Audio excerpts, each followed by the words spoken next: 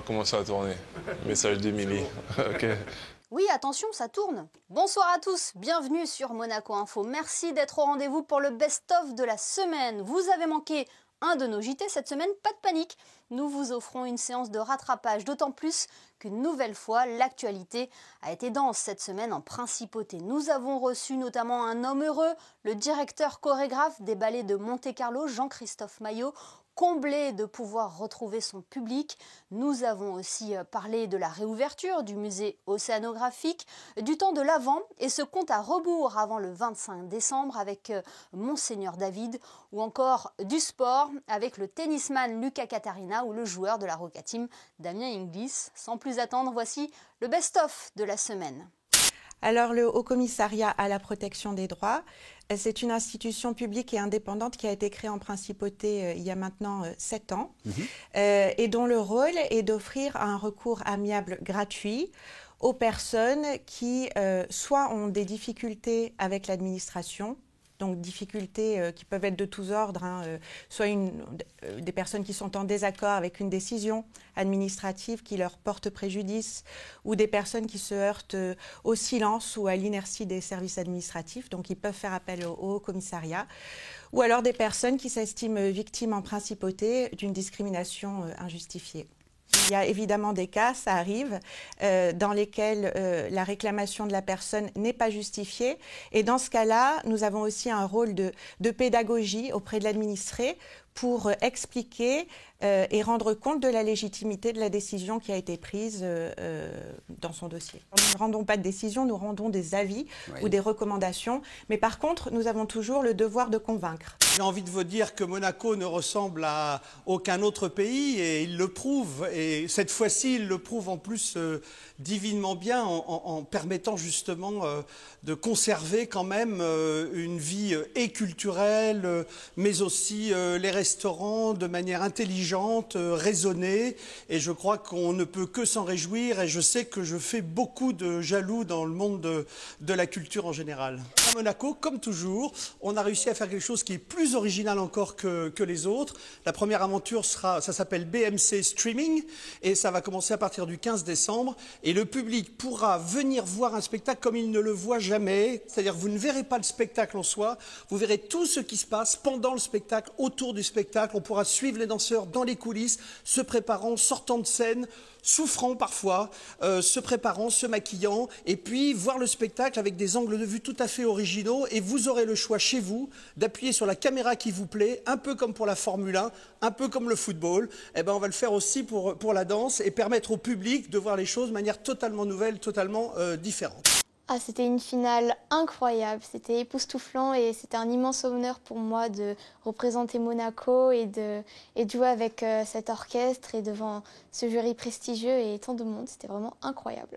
J'ai gagné bien plus que je ne l'espérais, bon, sauf la bourse, mais j'ai gagné bien plus que je l'espérais.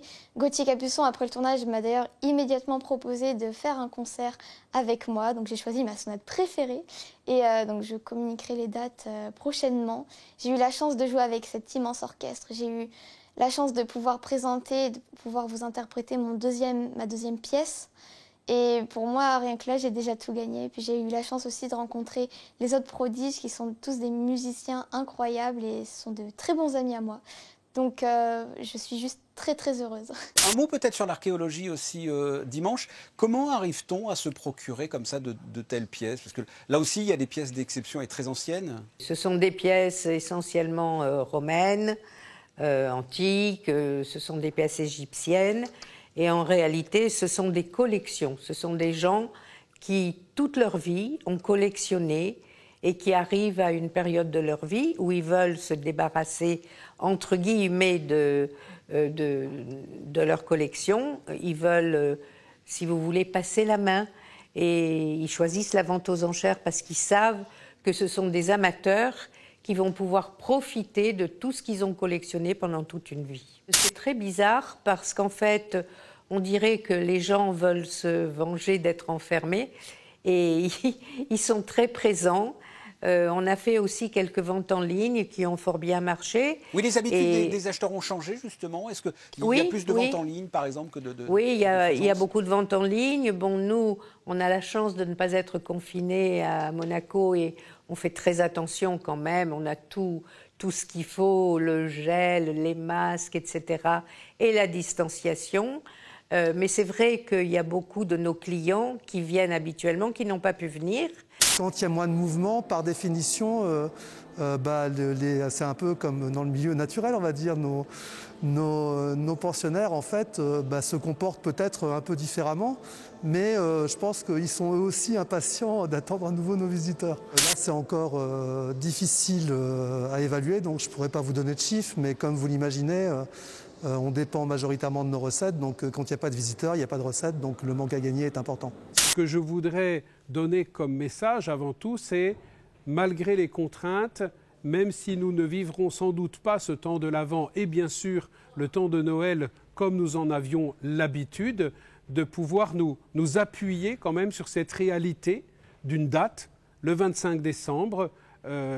Et c'est l'avantage d'une date fixe dans le calendrier, c'est que contrairement à beaucoup d'autres événements, nous ne repousserons pas cette date, mais nous allons essayer de le vivre différemment, le vivre peut-être plus intérieurement, plus profondément, mais le vivre réellement.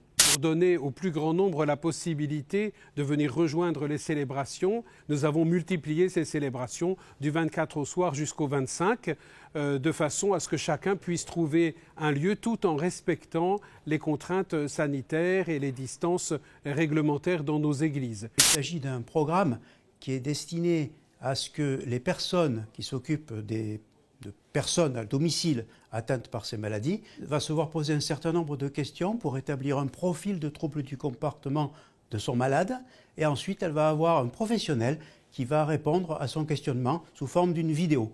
L'objectif est d'expliquer aux familles, aux aidants les plus proches, pourquoi pas même aux professionnels, comment ça se passe, qu'est-ce qu'on peut faire pour prévenir ces troubles du comportement, qu'est-ce qu'on peut faire pour les prendre en charge.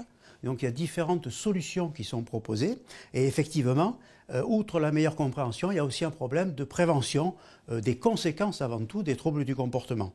La personne ne s'aperçoit pas qu'elle a des troubles de la mémoire, qu'elle a des troubles de la parole, de l'organisation de sa pensée, de la planification. Elle ne s'en aperçoit pas, elle n'en souffre pas beaucoup au début, par contre les proches en souffrent énormément.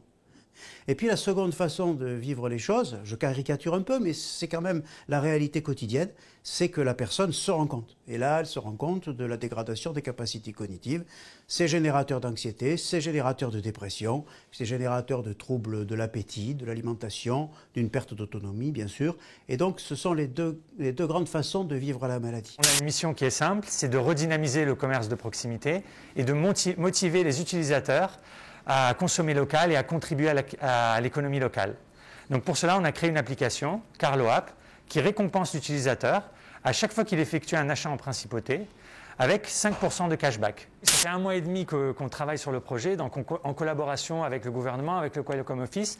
On était assez préparés, on s'attendait à un gros week-end, mais il faut dire qu'il y a eu énormément de téléchargements, énormément de requêtes, et notre serveur a un petit peu chauffé, donc on a fait le nécessaire pour l'upgrader, et donc samedi, je pense que quelques personnes ont dû pouvoir rencontrer ce petit problème de connexion, mais tout est résolu aujourd'hui. L'objectif, c'est de créer un système vertueux sur le long terme, et pourquoi pas répliquer Carlo dans d'autres villes, toujours à circuit fermé, et pouvoir exporter cette idée qui a fonctionné à Monaco dans d'autres villes européennes. J'ai plutôt bien joué cette année au final, malgré toutes les circonstances, donc je suis plutôt content des matchs que j'ai pu faire et des résultats que j'ai obtenus.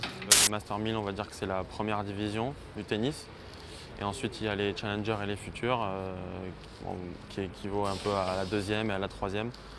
Donc voilà, il faut gagner des matchs dans les tournois d'en dessous pour monter dans les tournois du dessus, tout simplement. Et ça vous permet d'engranger des points pour le classement ATP? Voilà, et chaque match donne des points pour le classement ATP, exactement. Le classement est gelé, donc aucun joueur peut perdre de points. On peut seulement en gagner jusqu'à mars 2021. Donc on peut progresser en gagnant des tournois. Par contre, on ne peut pas perdre de points si on joue moins bien. Alors qu'en règle générale, il faut défendre les points qu'on a pris de l'année passée. C'est sûr que les JO, ça représente aussi un rêve et j'espère qu'un jour j'aurai la chance d'y participer. Et Tokyo, c'est pareil, on ne sait pas du tout, on ne sait pas encore si ça aura lieu ou pas. Si ça a lieu, j'espère faire partie du voyage. Et puis si ce n'est pas le cas, j'espère que ça sera pour les prochains. Donc, pour Paris. Mais c'est sûr que les JO, ça a une saveur particulière et c'est un grand rêve. On est 12 joueurs, 13 joueurs, donc c'est important que tous on se soutiennent et qu'à tour de rôle, il y en a qui vont faire des mauvais matchs.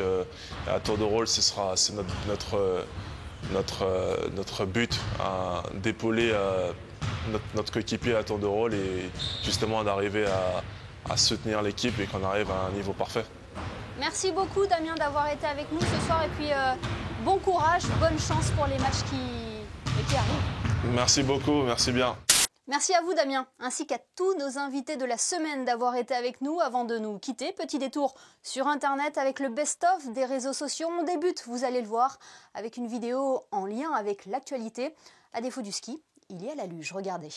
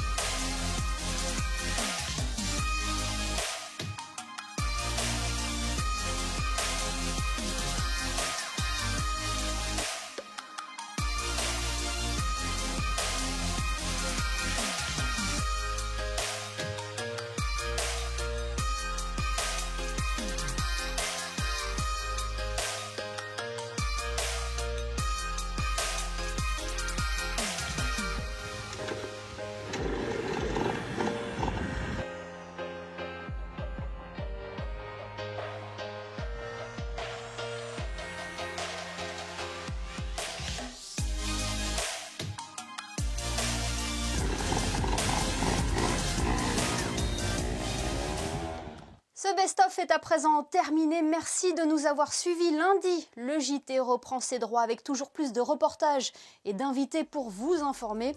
À très vite sur Monaco Info.